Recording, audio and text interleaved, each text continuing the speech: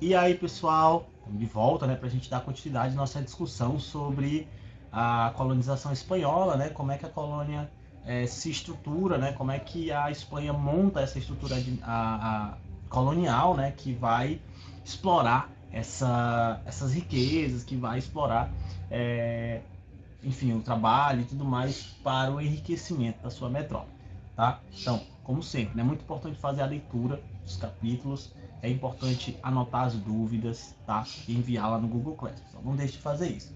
Também, né, se você não assistiu a primeira aula sobre a estrutura administrativa da colônia espanhola, vá lá e assista, né? Porque uma coisa tá ligada à outra, então é muito importante ter essa visão mais ampla, né?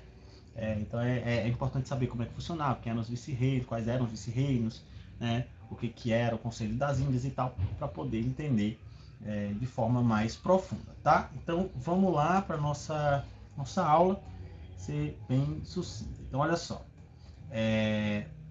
a exploração, né, da colônia, no caso da América Espanhola, ela vai se dar, né, logo de início, né? Assim que os espanhóis começam a conquistar os primeiros territórios, essa exploração ela já vai se dando, né? Inicialmente, um fator fundamental foi a exploração das minas, né? A partir de 1540, né, você vai ter uma extração cada vez mais sistematizada dessas minas. Aos poucos vão se descobrindo, né, uma série de reservas minerais, né, de ouro, prata e outras pedras preciosas. E aí essa exploração ela vai ficando cada vez mais sistematizada, né, com o objetivo básico, né, de extrair o maior número, né, a maior quantidade, né, possível de ouro, prata, né, claro, né, para enriquecimento dessas metrópoles. Em 1545 então é descoberta, né, a reserva lá, as minas lá de Potosí, né, que foram, né, responsáveis, né, por um número gigantesco de toneladas, né, de ouro e de prata extraídas, né, pela Espanha. Naquele momento foi provavelmente, né, uma das reservas mais extraídas do mundo, né, uma das reservas maior, de mineral, né, maior, né, que existia naquele momento ali do século, entre o século XVI e o século XVII.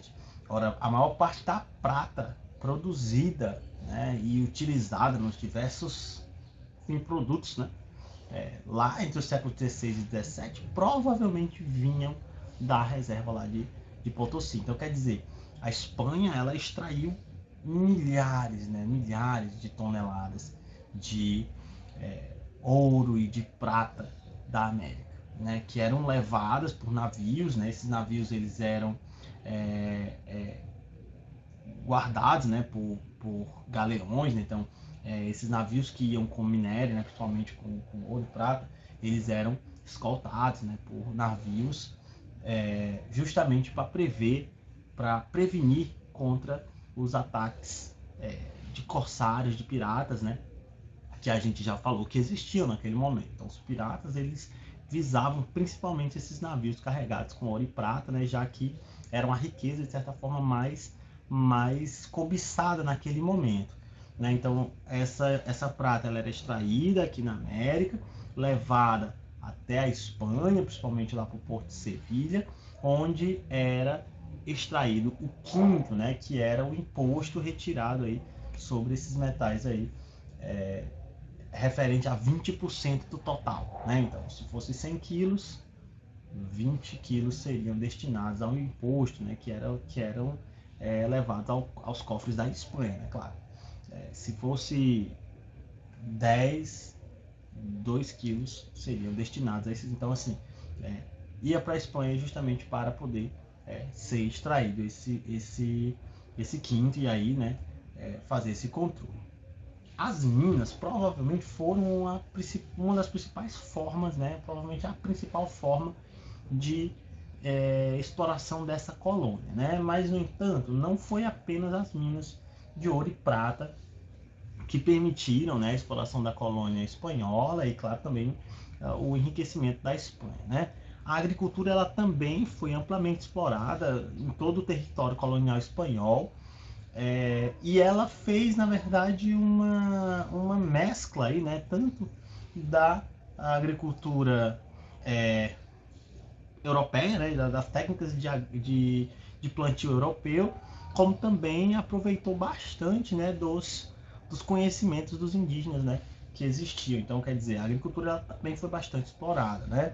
O milho, a cana-de-açúcar, o cacau, eram exemplos fundamentais de produtos agrícolas que foram amplamente explorados na região colonial espanhola, né? O açúcar, por exemplo, se você pensar na ilha lá de São Domingos, que foi de colonização espanhola até meados aí dos séculos 16 a 17 e tal, você vai ter uma ilha praticamente completamente voltada para a produção de açúcar, né?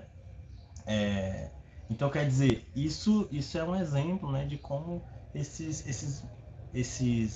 produtos eles vão sendo explorados. O milho foi muito explorado, o cacau, né, que vai se tornando mais popular, né? Cacau que era que dá origem ao chocolate, né, que era uma bebida de origem asteca, mas que caiu, de certa forma, no gosto aí dos europeus e que passa a ser comercializado para a Europa. Então, quer dizer, você vai ter uma agricultura também, né, em amplo desenvolvimento, em ampla exploração. Né? Como eu falei, né, você vai ter técnicas europeias, vão aproveitar conhecimentos nativos, até porque também, né, esses trabalhos, é importante destacar isso, né, que tanto o trabalho nas minas como o trabalho agrícola, em sua grande parte, a sua maior parte, foi realizado pela mão de obra nativa, né? Pela exploração da mão de obra nativa. Então, aqueles indígenas que foram sendo conquistados, aquelas tribos, aquelas aldeias que eram conquistadas pelos europeus, elas eram submetidas aos regimes de trabalho que a gente vai ver mais à frente. Né? Mas eram eles que realizavam esses trabalhos de forma compulsória, de forma imposta e de forma extremamente exploratória. Além da agricultura, você também vai ter a pecuária. Né? A pecuária, você vai ter a criação de uma série de animais, alguns até mesmo que nem eram nativos da América, como é o caso do cavalo, dos bois, né? Que vão sendo produzidos, enfim, né? Para a extração do leite, do couro e tudo mais. E também alguns animais nativos, como é o caso da lhama, né? A ovelha, a lhama que também era usado para extração aí, para produção aí de tecidos, né? Então quer dizer, você tem uma colonização que vai se estabelecer em diversas áreas com o objetivo fundamental de extrair a maior quantidade de riqueza possível, seja das minas, seja da agricultura, seja da pecuária. E essa extração, ela é destinada, né, ao enriquecimento dessa metrópole. Né? Essa é a função de uma colônia. A função de uma colônia é enriquecer a sua metrópole. E isso é feito por meio da exploração das suas riquezas, seja as suas riquezas minerais, como é o caso do ouro, da prata, das pedras preciosas que eram extraídos da América de maneira geral, como também pela extração, pela exploração do solo, né, e da fauna e flora que aqui existia. Né? Que aí também é outro fator, tá? Animais exóticos eram levados também lá para a Europa, né, para serem comercializados e tudo mais. Essa extração, essa exploração, ela se dá por meio do quê? De um sistema de trabalho e tributos muito intrincado, utilizado pelos espanhóis, tá? Então a gente tinha basicamente regimes de trabalho e tributo, de certa forma aí, ligados um ao outro. Então você vai ter dois modelos fundamentais, vamos colocar assim, que era o repartimento, ou também chamado de mita, né, que é uma adaptação daquilo que já era praticado, por exemplo, pelo Império Inca, e a encomenda, né? Que aí são esses dois regimes aí fundamentais. E para a gente entender o que é isso, o repartimento ele era basicamente o que? Era um tributo, né? Uma espécie de tributo que era pago em forma de trabalho temporário. Esse modelo ele já era utilizado anteriormente pelos indígenas nativos, né? No caso, os incas utilizavam esse modelo e eles chamavam de mita e os astecas chamavam de quatequil. Basicamente é o que? As comunidades que eram dominadas, né, por esses impérios, elas eram obrigadas a ceder uma determinada quantidade de trabalhadores, em torno de 400 trabalhadores, né, algo desse nível, né, uma quantidade de trabalhadores que era levada, né, que deveriam trabalhar nas plantações, enfim, trabalhar nas construções desses impérios durante um determinado período, geralmente 4 meses, né? 4 a 5 meses, poderia variar, né? Em troca disso, eles recebiam um pequeno pagamento, né? E aí, findando esses 4 meses, 4 ou 5 meses, eles retornavam aos seus locais de origem e um novo grupo deveria ser escolhido, geralmente pelo próprio líder local. Ele escolhia um novo grupo que seria enviado para passar mais 4 ou 5 meses, e assim esse trabalho ele ia rotacionando. Então, é um trabalho temporário. Os espanhóis, então, ao perceberem essa prática, eles vão também utilizar, vão se aproveitar disso para aplicar um regime semelhante. Qual é a diferença, então, entre a mita, o quatequio e o repartimento? Estruturalmente falando, não há uma diferença muito clara, mas vamos dizer assim, a intensidade do trabalho era diferente. Então, os espanhóis, eles vão utilizar isso, vão fazer esse esquema de trabalho temporário, então recebiam um pequeno pagamento ali, aquele grupo de pessoas de uma determinada aldeia, determinada região, eram obrigados a trabalhar por 4 ou 5 meses nas fazendas, e principalmente nas minas, né, onde morreram milhares. A diferença fundamental está na intensidade do trabalho. Então, os europeus faziam, na verdade, esses nativos trabalharem muito além daquilo que era suportável, né? Sobre condições muito difíceis de alimentação, de descanso e tal. Então, era quase ali uma escravidão mesmo, né? Então, eles vão sucumbir às levas. Então, assim, a mita, né, como ficou conhecida, a mita mineira, né, que era onde esse tipo de trabalho ele foi mais utilizado pelos espanhóis, levou à morte de milhares de nativos, tanto pelas doenças, né, que eram ocasionadas pelas péssimas condições de trabalho, no caso das minas, como também pelos desabamentos e tudo mais, e pela a superexploração, né? Quer dizer, o cansaço, a fome e tal, fazia com que muitos desses sucumbissem, né? Viessem a morrer ao longo desse trabalho. Então o repartimento era isso, né? Tinha esse trabalho temporário de um grupo, né? E recebia um pequeno pagamento aí em troca desse trabalho, né? Apenas simbólico. A encomenda é algo semelhante, mas um tanto quanto diferente. Então, o que é? O encomendeiro, a encomenda era vamos dizer assim, né, uma ordem, vamos dizer assim, dada, né, que autorizava os encomendeiros, né? Então, os encomendeiros eles eram autorizados a cobrar tributos de um certo número de indígenas ou de uma aldeia e tal, e esses indígenas eles eram obrigados a trabalhar, né? Esse tributo ele era pago com trabalho, né? Então, ele era pago com trabalho. Só que aqui não havia indenização, né, aos indígenas. Aqui o que havia era esses indígenas eles trabalhavam, né, para esses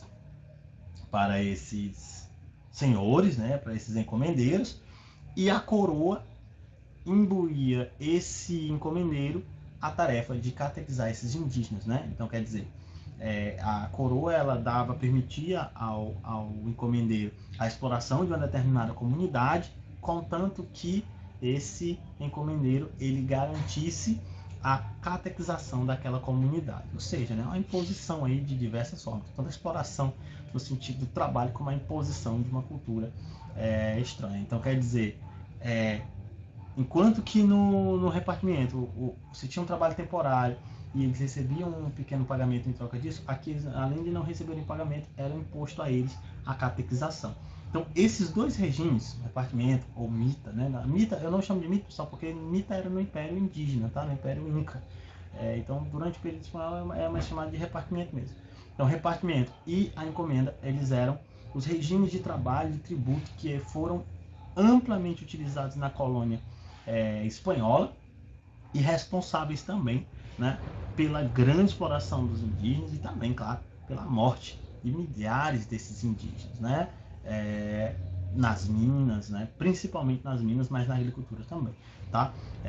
A gente vai ver, né, já dá para perceber que na verdade a colônia espanhola ela utilizou muito mais o trabalho, a mão de obra nativa do que, por exemplo, a mão de obra de africanos escravizados, que é, por exemplo, o inverso do que aconteceu no Brasil. Então, no Brasil, quando a gente pensa na colonização do Brasil, né, todo mundo sabe que o Brasil usou de forma muito ampla a mão de obra de africanos escravizados, né, uma mão de obra gigantesca foi enviada para o Brasil. No caso da colonização espanhola, isso não vai acontecer com tanta ênfase, né? Vai existir escravidão africana? Sim, né? Um número bastante intenso. Mas, de forma mais ampla, você vai ter a superexploração do trabalho nativo, né? É um fator aí que levou ao extermínio também de milhares, né? De milhões, na verdade, de indígenas, tá bom? Então, basicamente, é isso, né? E aí, para a gente entender, né? Então, como eu falei, todo esse processo, né? Essa montagem da estrutura colonial, esse processo de exploração do trabalho indígena, isso vai dar origem, pessoal, a uma sociedade, né, muito própria da colonização espanhola, né? Colonização espanhola.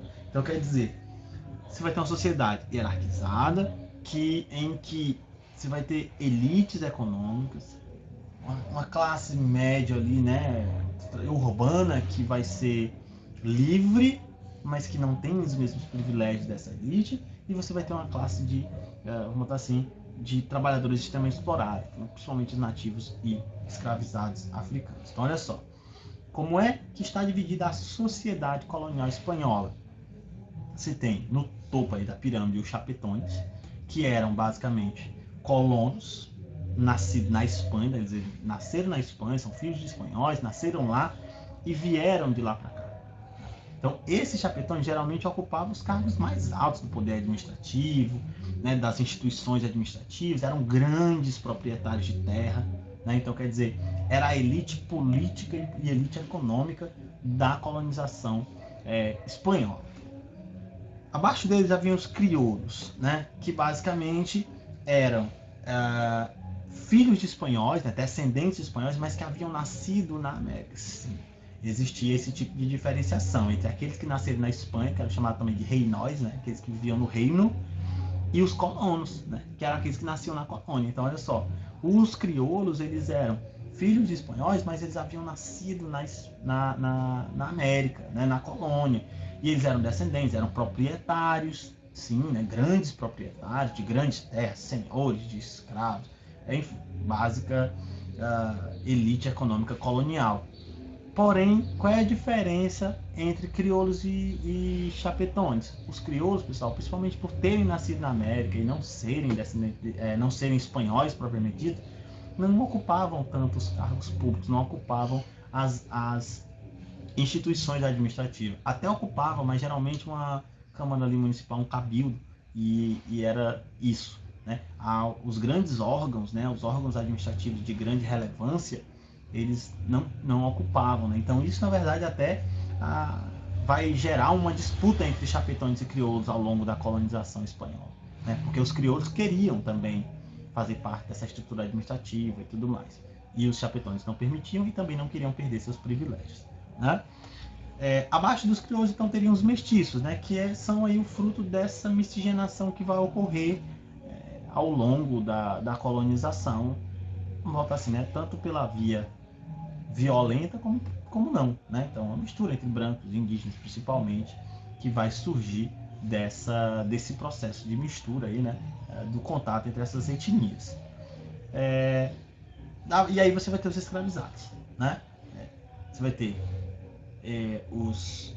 principalmente africanos, né, de origem africana, que vão ser escravizados, né, que vão ser comercializados, trazidos para a América Espanhola para trabalharem principalmente na agricultura e assim, né, com o maior destaque aí no caso das Antilhas, a região ali do Caribe, Cuba e Haiti, né, que foram amplamente utilizados a mão de obra negra escravizada justamente para o plantio, principalmente do açúcar, né? Então, quer dizer, do açúcar não, da cana de açúcar, né? Então, quer dizer, você também vai ter uma população de escravizados nessa sociedade colonial espanhola, né? E também você vai ter os nativos, né, que formavam ali a maior parte da população e eram explorados principalmente, né, no caso pela mita, no caso repartimento, e também pela encomenda, né? Então, quer dizer, essa é a estrutura populacional, a estrutura social da América Espanhola. Aqui eu trouxe uma imagem que traz mais ou menos essa referência. Então, você vai ter aqui os chapetones, né? Espanhóis com altos privilégios e tudo mais. Depois você tem crioulos, que eram eram descendentes espanhóis, mas nascidos na América, né? Tinham grandes propriedades e tudo mais, porém não conseguiam atingir ali os grandes cargos, né? Os vice-reinos, o Conselho das Índias, nada disso era colocado aí para os crioulos. Então, o máximo que eles conseguiam ali era os cabildes, né, que eu falei, né? E aí também são grandes proprietários, são ricos, são elite, porém não têm os mesmos privilégios que os chapetones. Depois você vai ter os mestiços, né? Os mestiços eles são ali no meio, né, do processo. Artesãos eram livres, né? Eram pequenos comerciantes, pequenos proprietários, assalariados, enfim, né? A camada média livre, né? Urbana e livre dessa sociedade, né? E aí você vai ter os explorados, né? De um lado você vai ter os indígenas, né? Nativos, que eram amplamente explorados pelos espanhóis, e os negros escravizados, que eram trazidos, comercializados lá da África. Eles eram discriminados, super explorados, cara, né? E foram a principal mão de obra, tanto nos latifúndios agrícolas como também nas minas, né? Na extração dos minérios. Então, basicamente, né? A estrutura colonial espanhola é essa, né? Essa. É importante ler com calma, é importante refletir, é importante anotar as dúvidas para que fique bem claro. Como eu falei, é um negócio bem complexo. A estrutura colonial espanhola ela se deu de forma bem complexa para garantir esse controle mais efetivo da colonização por parte da Espanha. Tá bom? Então, pessoal, muito obrigado por assistir. Tá? Não deixem de enviar as dúvidas lá no Google Class caso elas surjam. Certo? Então, até a próxima.